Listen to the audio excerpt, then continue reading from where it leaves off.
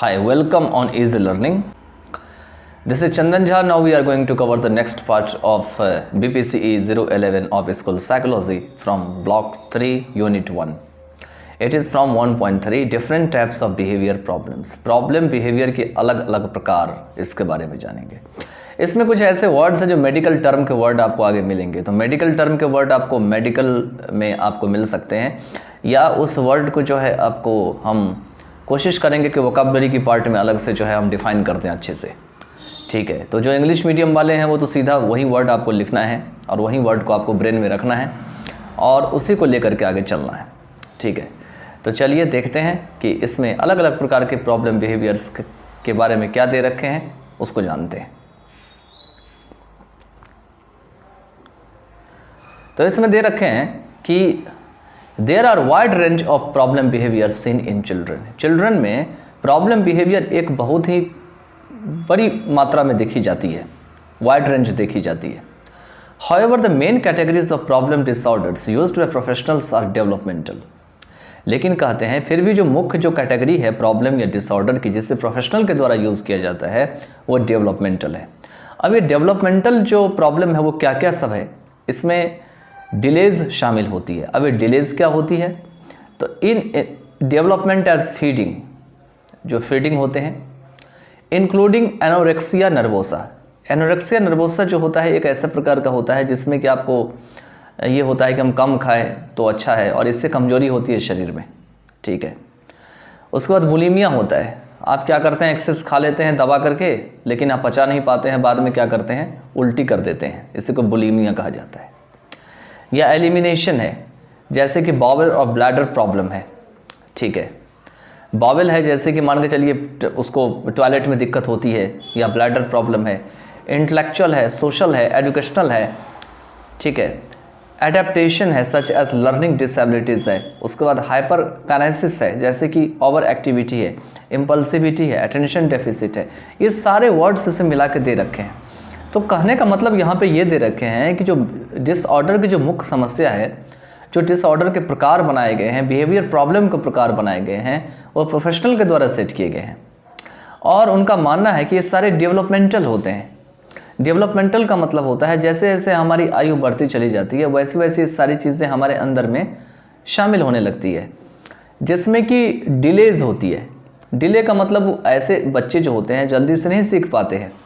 जैसे कि मान के चलिए फीडिंग करना, वो जो भोजन खाते हैं तो उसमें उनको दिक्कत होती है, वो सही से भोजन नहीं कर पाते हैं, जिसमें कि एनोरेक्सिया नर्वोसा मैंने बताया था, bulimia, elimination, bowel, bladder problem, intellectual, social, educational problem होती है.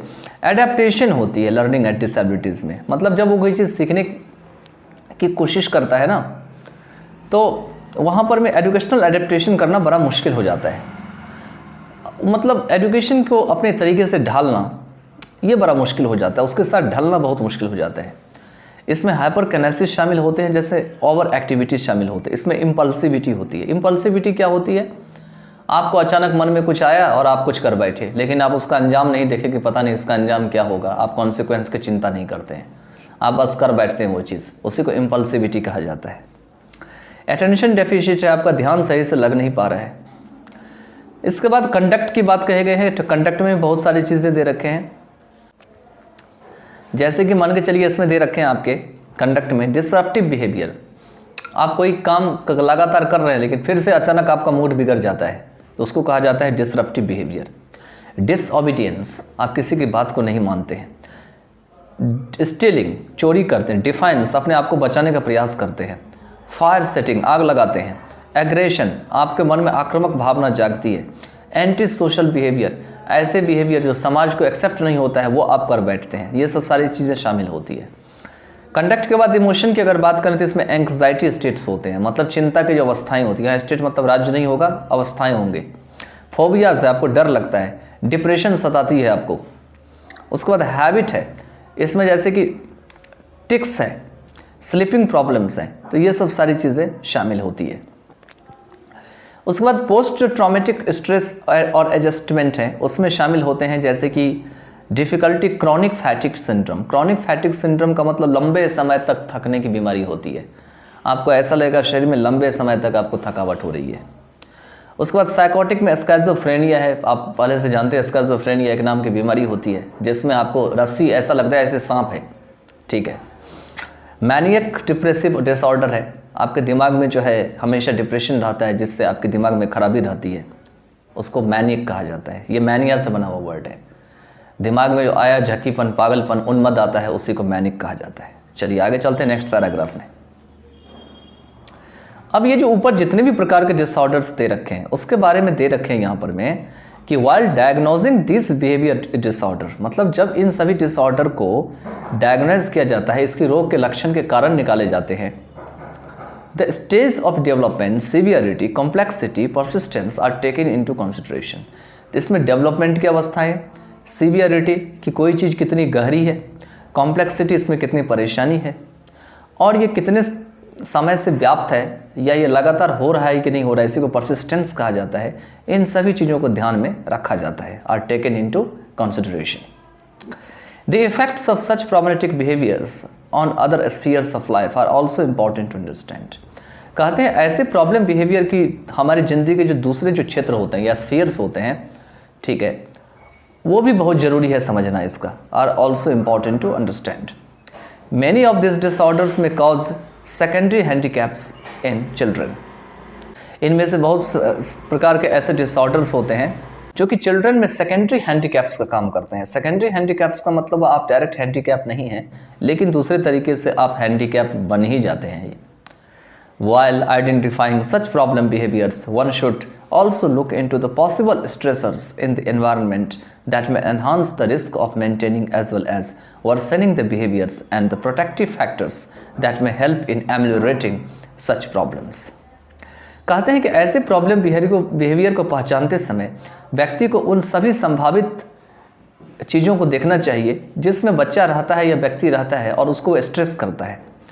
कौन सा माहौल में रहता है, किस एनवायरनमेंट में रहता है जो कि उसके रिस्क को बढ़ा सकती है, that may enhance the risk of maintaining as well as worsening the behavior. जो उसकी जो बिहेवियर होती है वो उसको मेंटेन नहीं कर पाती है, या मेंटेनिंग जो होती है उसका वो उसमें खतरा आती है, या उसके बिहेवियर जो है बदतर होती चली जाती है, वर्सनिंग होती चली जाती है, ख़राब होती चली जाती है। एंड द प्रोटेक्टिव फैक्टर्स, और इसमें कौन कौन से प्रोटेक्टिव फैक्टर्स है, सुरक्षात्मक तरीके हैं, दैट में हेल्प इन एमुलेटिंग सच प्रॉब्लम्स, जो कि ऐसे प्रॉब्लम को दूर करने में जो है वो मदद कर सकते हैं। ठीक है, तो उसी के बारे में इसमें दे रखे हैं।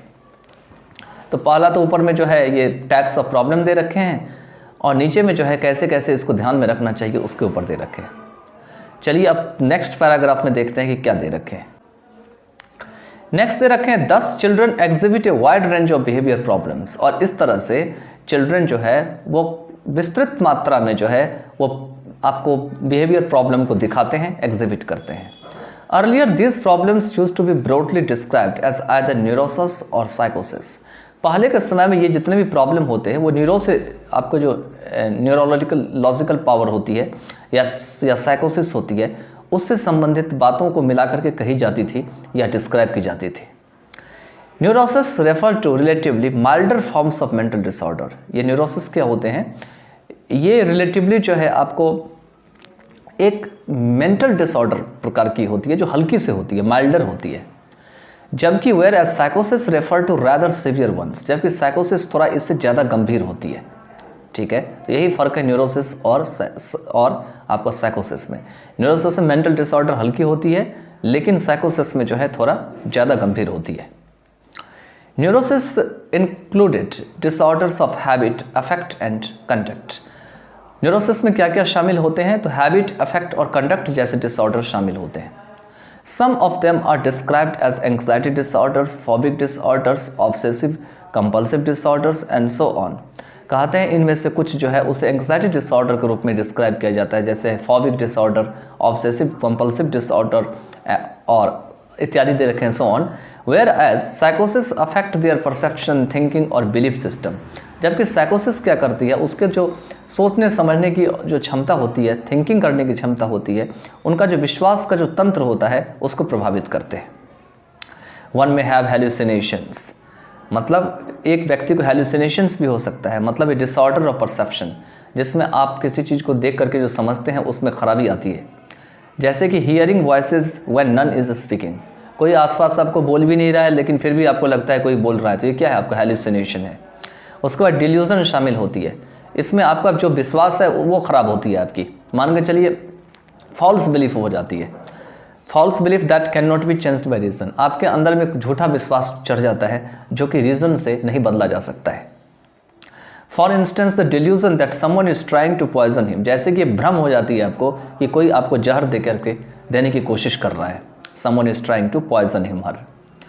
The psychotic disorders included schizophrenia, delusional disorder, affective disorder. कहते हैं साइकोटिक डिसऑर्डर में स्किज़ोफ्रेनिया शामिल होते हैं, डिल्यूजनल डिसऑर्डर शामिल होते हैं और अफेक्टिव डिसऑर्डर, अफेक्टिव जो आपके इमोशन से जुड़े होते हैं, इमोशन आपका इसमें बिगड़ता है, डिसऑर्डर हो जाती है इसमें। चलिए आगे चलते हैं नेक्स्ट पैराग्राफ में। तो ये आप जान ही गए होंगे कि इस पैराग्राफ में आपको न्यूरोसिस और साइकोसिस के बारे में आपको बताया गया था। न्यूरोसिस को अलग कर दिया गया, साइकोसिस को अलग कर दिया गया, hallucination, delusion, schizophrenia, false belief, इन्हीं सब की बात इसमें की गई है। आगे चलते हैं। इसमें दे रखे हैं कि sometimes mental disorders are also classified broadly as organic and functional on the basis of their etiology. कहते हैं कभी कभी मेंटल डिसऑर्डर जो है वो ब्रॉडली रूप से उसे ऑर्गेनिक या नेचुरल तरीके से क्लासीफाई की जाती है और फंक्शनल होती है अपने एटियोलॉजी के आधार पर। एटियोलॉजी का मतलब होता है जब भी आप किसी रोग की या के कारण का अध्ययन करते हैं तो उसी को एटियोलॉजी कहा जाता है। Depending whether they have biological basis और हैव साइकोसोशल और एनवायरमेंटल कॉजेज, ये इस पर निर्भर करता है कि इसका जो सोर्स है वो कहाँ है, ये बायोलॉजी के आधार पर में है या साइकोसोशल है, सामाजिक या मनोविज्ञान से ये जुड़ा हुआ है, या आपका पर्यावरण के कुछ कारण है, या एनवायरमेंटल कॉजेज हैं जो आसपास के माहौल जो है उस व्यक्ति को परेशान कर रहा है। However, making such clear distinction between the two is often difficult in case of many mental disorders। लेकिन कहते हैं फिर भी ऐसे प्रकार की भेद करना इस दोनों में साफ साफ जो है अक्सर कठिन होता है बहुत सारे मेंटल डिसऑर्डर की बात करें तो, in case of many mental disorders. Next दे रखे हैं इसमें न्यूरोसिस के ऊपर दे रखे हैं।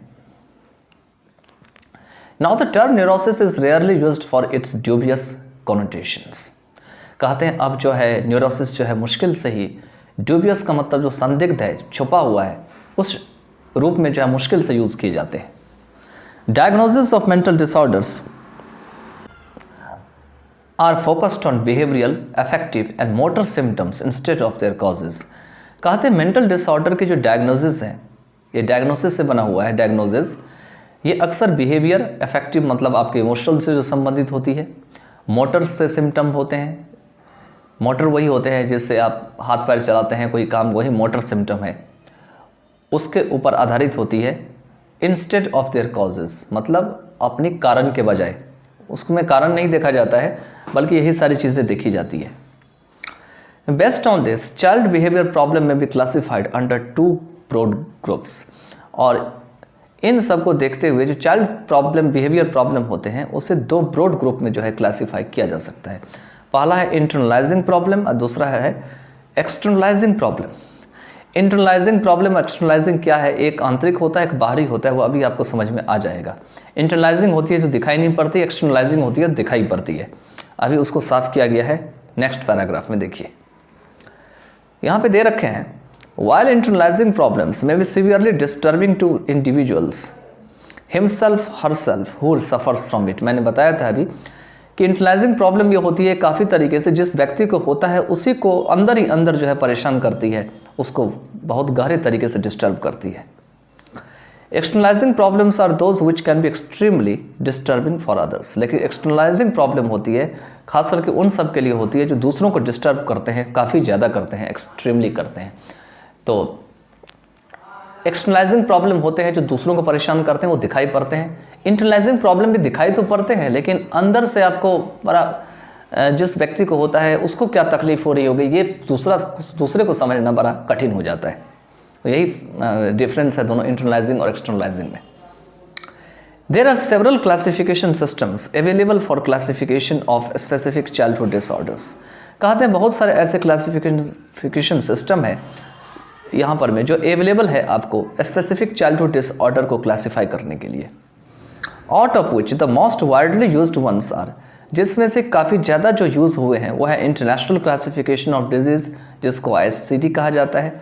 दूसरा है डायग्नोस्टिक और स्टैटिस्टिकल मैनुअल, मतलब DSM।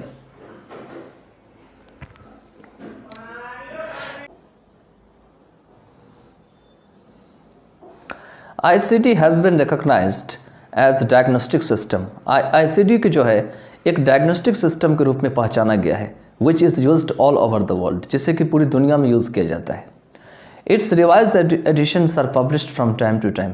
इसका जो रिवाइज्ड एडिशन है उसे समय समय पर पब्लिश किया जाता है। The last revised edition was ICD-10, और जो सबसे अंतिम जो रिवाइज्ड एडिशन थे वो ICD-10 थे, WHO के हिसाब से, वर्ल्ड हेल्थ ऑर्गेनाइजेशन के हिसाब से। नेक्स्ट दे रखे हैं,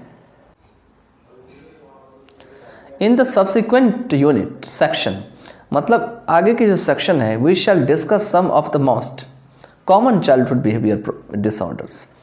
हम जो है कुछ जो कॉमन चाइल्डहुड बिहेवियर डिसऑर्डर है उसके बारे में चर्चा करेंगे।